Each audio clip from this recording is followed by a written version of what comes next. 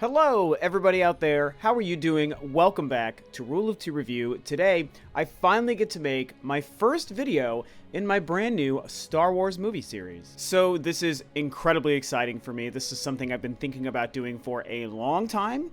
And when I touched base with you guys a few weeks ago about sort of an update about Rule of Two Review and just where I'm at with life in the channel and all that stuff, I mentioned that this was something that I wanted to do. I was even asked about it on a Q&A a couple of weeks before that I wanted to take Rule of Two Review and kind of bring it back in some ways to the roots of what it was supposed to initially be, about more than just gaming and more than just Nintendo, but also movie stuff, and more than movie stuff, mostly Star Wars stuff. Again, as I explained in that video, the name Rule of Two Review actually does originate from a Star Wars idea. From the idea of the Rule of Two, that there can only be two Sith at any one time.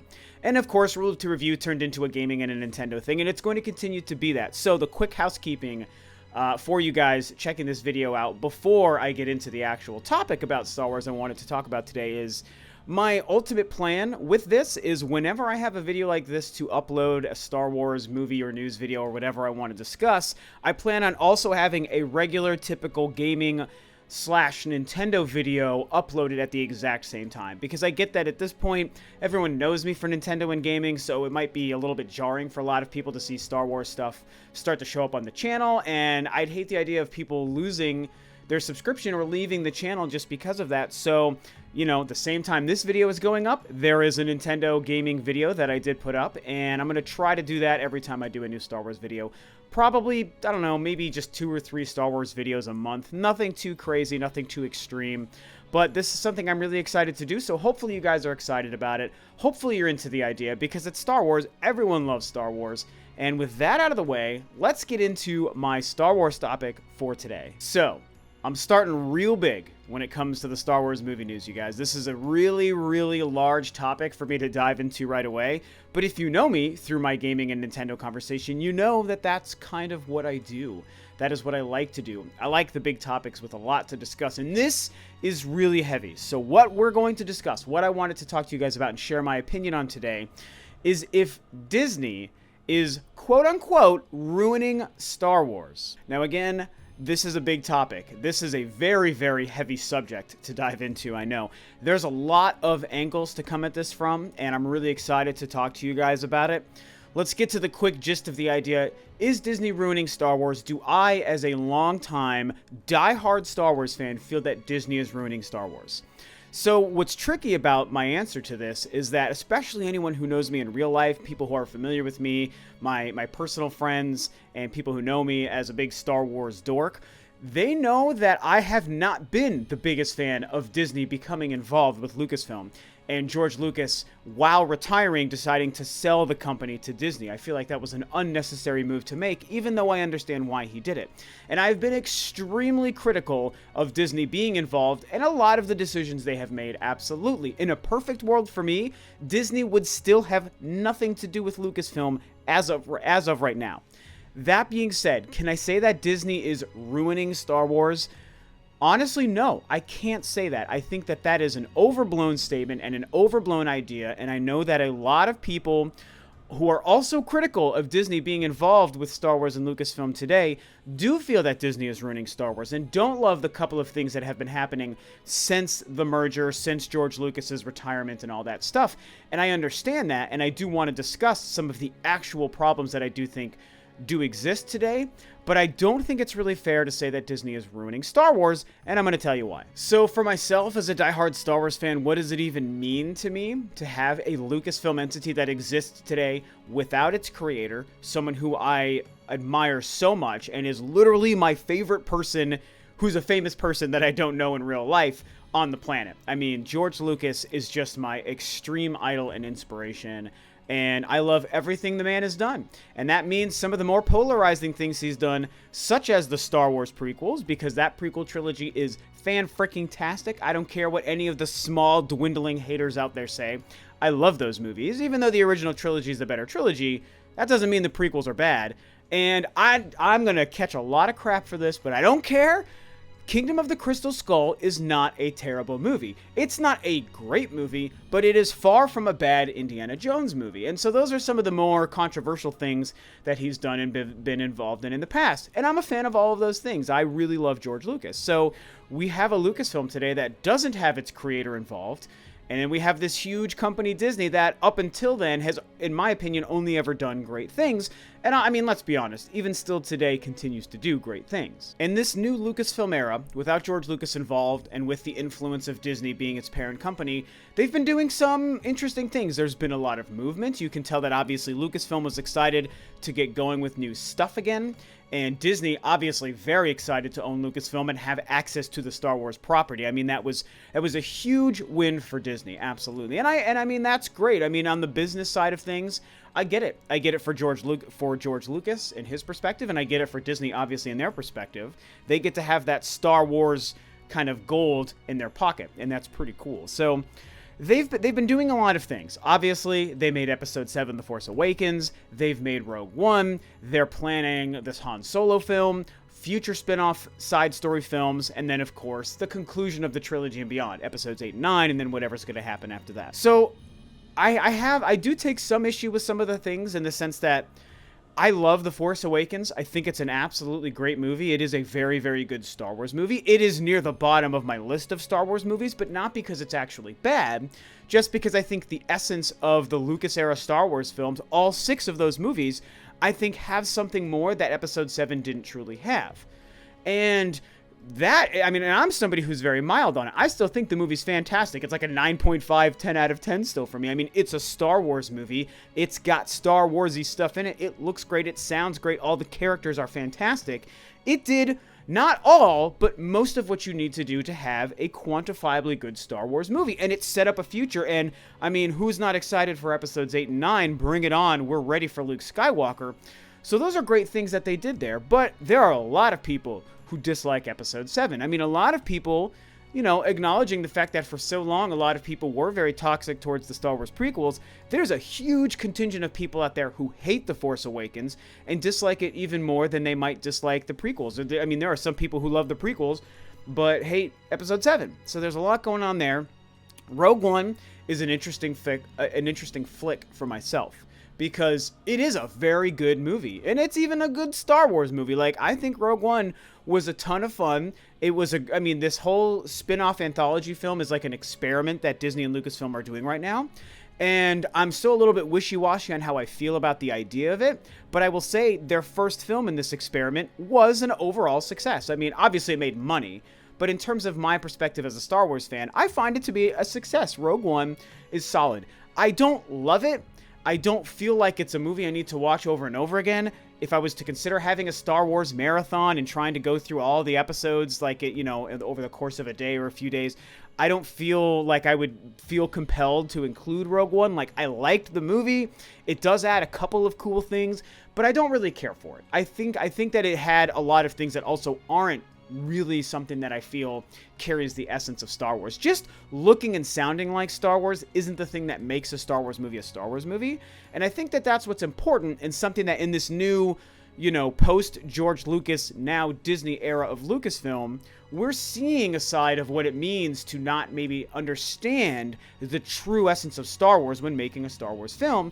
And I think that a lot of people, even if the fans might not be able to pinpoint that being the thing that they're feeling, I think that is what they're feeling when they criticize something like The Force Awakens or like Rogue One. I mean, let's break down and compare some of these new Disney films a little bit further. Episode 7, The Force Awakens. Again, great movie. I love Episode 7. I will always consider it part of the Star Wars episodic saga lineage. And when doing marathons and whatnot in the future, it'll always be part of it. And I expect Episode 8 and 9 to be even better. Because again, Force Awakens is great, but it's lower on my list.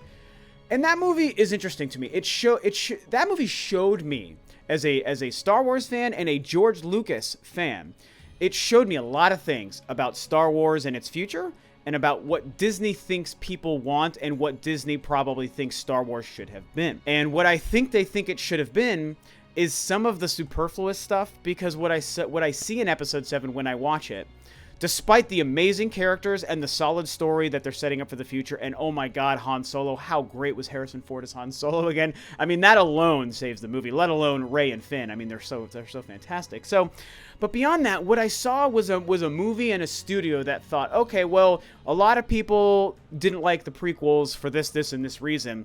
So how do we make a Star Wars movie people are going to like again? And it's this odd and uncomfortable and awkward case of overcompensation, because they focus so much on things like the practical sets and, you know, the lack of obvious CG and green screen and stuff. Even though we have to remember, this is a different video topic I'm about to touch on, but with the prequel era, that was the genesis of that. That was like an experimental time for those effects. So that's the main reason I don't mind how those films look and how they played out. I think it was absolutely great for what it was doing, and it broke the doors down for all of the special effects happening today.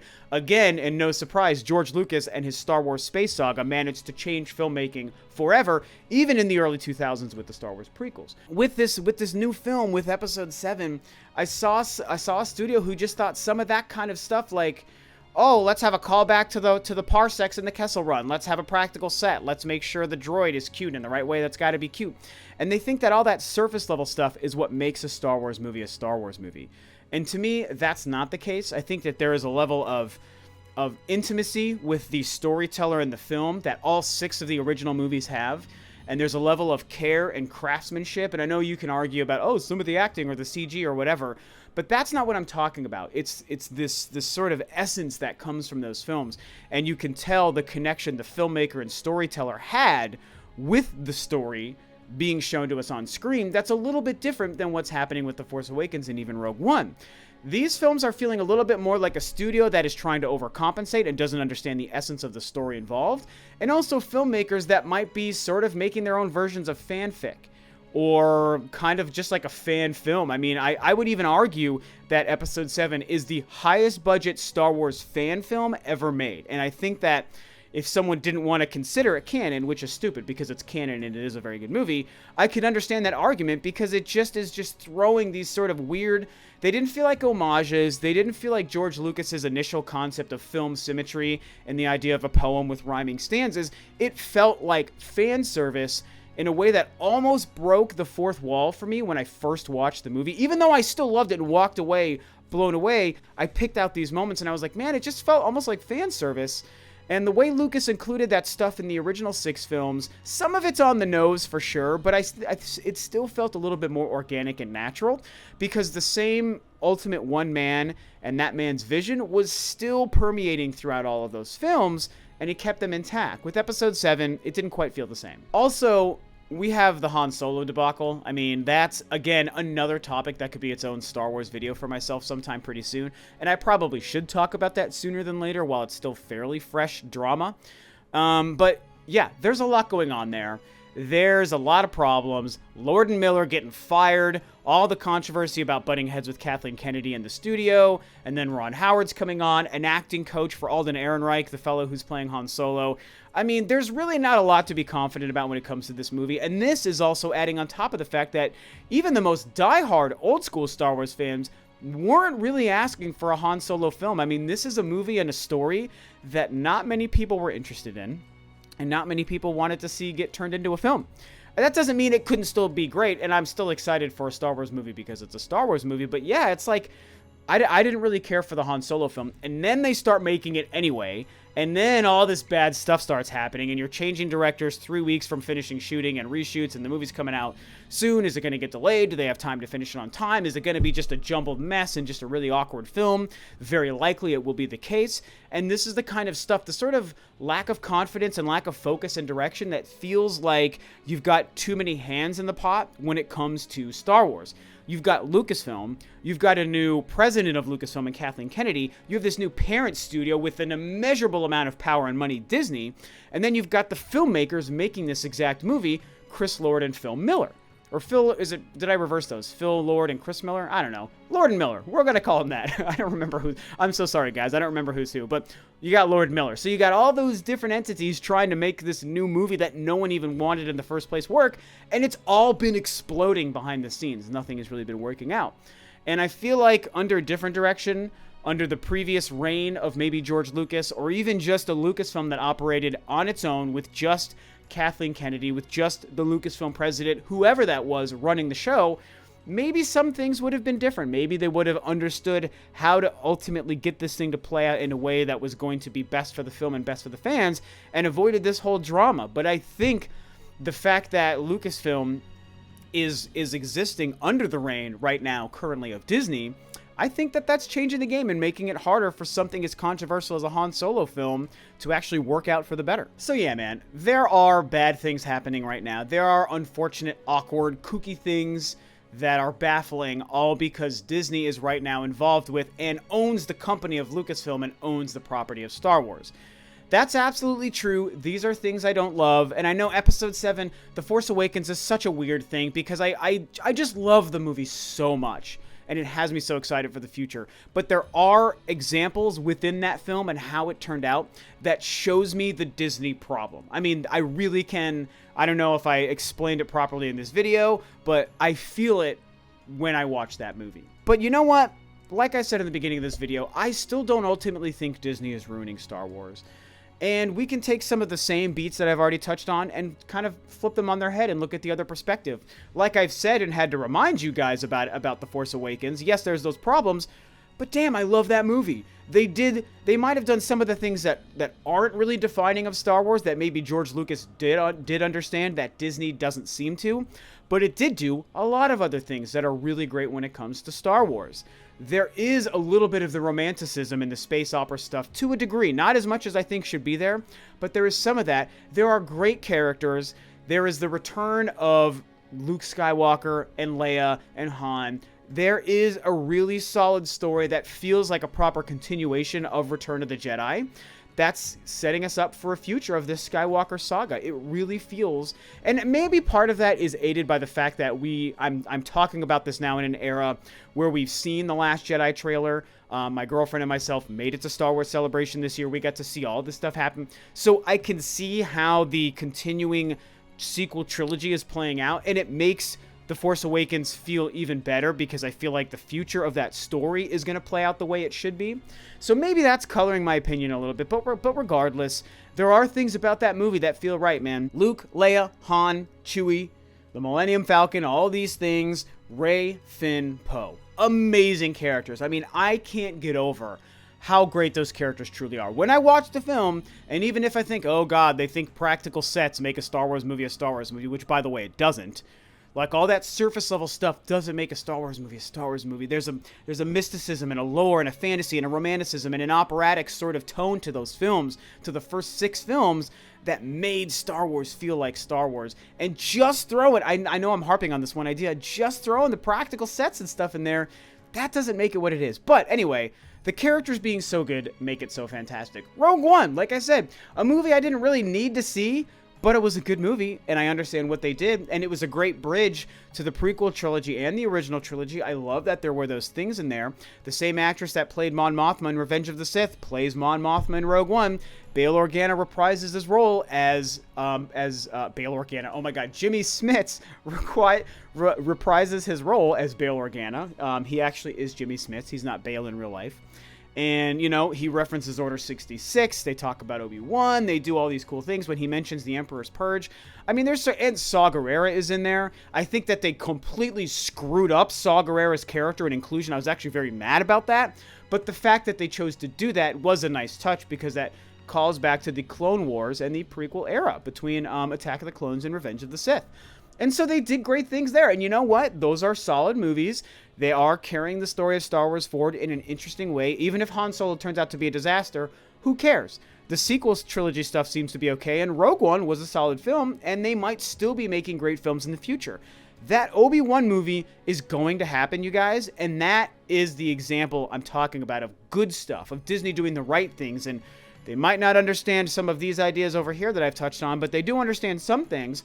And when they give us that Obi-Wan movie and Ewan McGregor finally gets to come back and be like, hey, hello there, I'm Obi-Wan again, that's going to be amazing. Another element that I think is important to touch on is Kathleen Kennedy. I think Kathleen Kennedy is fantastic. She was the perfect person to take over for George Lucas when he was retiring. What we have to understand is George Lucas, Kathleen Kennedy, her husband, Gary Marshall, and Steven Spielberg. All very good friends, all have worked on so many of our favorite movies and films over the past decades. That group of 4 people has been very close and has helped shape Hollywood and filmmaking as we know it today, especially fantasy and sci-fi filmmaking as we know it today. Kathleen Kennedy knows the business, close friends with George Lucas, and when George Lucas was retiring, I think that was the perfect person to give the keys to the Lucasfilm kingdom to. And we also have to remember that when it comes to going back to the episode 7 thing for a minute, with Harrison Ford and Carrie Fisher and Mark Hamill all coming back on board, some people forget this. That was actually George Lucas that did that. That was not Kathleen Kennedy. That was not Disney. That was already put in place when George Lucas was retired, knew he was going to retire, talked to all 3 of those actors, got them back on board for something. Then he and Michael Lawrence started working on a script for the brand new trilogy, and that is what I think he used when bartering the deal to sell Lucasfilm to Disney. He said, hey, I've got these 3 original golden actors back on board. I've got some ideas for your new trilogy. You're allowed to make an episode 7, 8, and 9. Here's a template. And what do you think? And then, of course, they were like, wow, this is some valuable stuff. You got Mark Hamill, you got Carrie Fisher, you got Harrison Ford, you got a new Star Wars trilogy. Yeah, $4 billion. Here you go. Happy to do it. So anyway, I think that's something that people kind of forget. But yeah, Kathleen Kennedy was a great person to kind of move forward with. And what I like seeing right now in this Disney era is it feels like Disney is allowing Kathleen Kennedy, in a lot of ways, obviously not always, Disney has meddled and I think screwed some things up. But I think that Kathleen Kennedy is allowed to operate in a lot of ways on her own to a degree, kind of the way we know they treat Kevin Feige and Marvel. And that's obviously played out well there as well. And I think that trusting Kathleen Kennedy is the best thing to do. I think when things have gone wrong in the new Star Wars era so far, it's been because Disney has meddled. I think the things that have gone right has been Kathleen Kennedy understanding Star Wars better than Disney and Bob Iger ever could, because she knows her friend, she knows her friend's ideas, she knows her friend's movies, and I think that she wants to pay respect to George Lucas, to what made Star Wars what it is back in 77, and then even back in 99 when the prequel trilogy and Star Wars came back again for the first time in decades. I mean, I think she knows what the essence is and how to make sure her friend George Lucas and the saga that he created gets the proper treatment. So I think they allowed Episode 7 to be this weird retro fan fiction movie, whatever, just to kick the universe off. And I think that Kathleen Kennedy and Disney are allowing some smarter decisions going forward with this trilogy, with Episodes 8 and 9, that's going to make it all pay off in the proper way. And lastly, I think the main reason why I don't overall think Disney is ruining Star Wars, and of course I wait until right near the end, of this very long video, so hopefully a lot of you guys tune in long enough to actually get to this part of the video. The main reason I don't really think Disney is ruining Star Wars, even if they're making some mistakes, is because since we live in a world where the creator has retired and stepped away from the business and away from the company, and decided to sell the company to Disney. Again, in a perfect world, it would have been just Lucasfilm, didn't need Disney involved. But since we have Disney involved, I actually feel like what we've got is probably the best we could have gotten. I feel like there's so many other instances where the Episode 7 we got could have been far worse, far less respectful to the lineage of Star Wars and the lineage of George Lucas, and could have even just been a worse film. And Rogue One could have been a complete turd from the get-go. And some of the future things are setting up, the way Episode 8 looks like it's playing out, the fact that Colin Trevorrow is directing Episode 9, all of these things could have been way worse decisions. But when I look at what Episode 7 truly is, and I take all the good I've talked about and all the bad I've talked about, I feel like all things considered, we got the best possible scenario we could have gotten. I would love it if George Lucas didn't retire. I would love it if he was making this new trilogy. But that's not what we have. To me, it's a situation that comes down to the simple fact that we knew that George Lucas couldn't always continue to be the one in charge of Star Wars and of Lucasfilm. Obviously, George Lucas is nothing but a man, a simple human man. His life is so long, heaven forbid we have to talk about the fact where he's no longer around. I like to think we still have many, many, many years before something like that would happen. But obviously, he's not going to be around forever. He's not going to be capable of running a movie studio and running something as big as the Star Wars properties and all these other things that Lucasfilm does. At some point, Star Wars and Lucasfilm, the company, was going to have to move on without its creator. That's the simple nature of the beast. The flow of time dictates that at some point that has to become a real actuality and a real possibility. So my whole perspective on this still being okay and this being sort of this is the best we could have possibly asked for right now, I think really holds true because we knew this would have to happen. And considering that George Lucas had to finally make this very tough decision, this is where we are. We couldn't have expected him to do this for an eternity, and we had to eventually get to this post-George Lucas Star Wars and Lucasfilm world, and that's where we are, and I think that that's why it's really turned out okay, and in a lot of ways probably the best it could have, because we had to get here eventually. And so I feel like when I see Rey on screen, and I see Finn on screen, and I see Harrison Ford doing that amazing job playing Han Solo again, and I see Carrie Fisher and Mark Hamill in all this upcoming footage for The Last Jedi, and I just feel, and I hear the great music John Williams is scoring, I feel the things that give me the Star Wars tingles of joy, as cheesy as that sounds, and I'm like, you know what?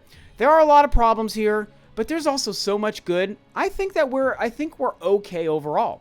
I think that, I mean, it just could have turned into so much worse of a situation than it has been. And I think, you know, there might be some mistakes happening, but the right level of respect and understanding is still being exemplified overall.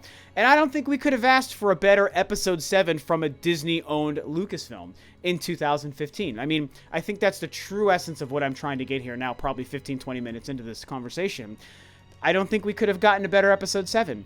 And since it was a solid Episode 7, and it's setting up a future that I think is very exciting for this trilogy, I think it's all working out. So at this point, if Disney starts to back off even more, Kathleen Kennedy has even more control, the sequel trilogy plays out well, and then we see if we finally get the things we want, like an Obi-Wan movie going forward, and an Old Republic movie or whatever going forward, I think that it's all going to end up turning out quite okay. So I think that's it for my first attempt at a Star Wars video conversation for Rule of Two review here. Very long and lengthy, I know, as I tend to do, but I have a lot to talk about when it comes to Star Wars. I get very excited about it. And this was a big and important topic. The Disney era of Lucasfilm, without its creator, is a very weird era. We live in weird times, but we live in exciting times. And, you know, I can criticize Disney, and I can criticize Rogue One and The Force Awakens all I want, but you know what? I'm a Star Wars fan who's not in the business of hating on Star Wars. That's just not what I do. So I pull away more of the good of those movies and my excitement for the future than I do focusing on the negative. So everyone out there who's crapping all over The Force Awakens, who's crapping all over Disney and is unexcited about all this stuff, try to consider some of what I'm getting at here. Hopefully you come across this video, because I don't think we could ask for a better situation in a Disney-owned Lucasfilm today.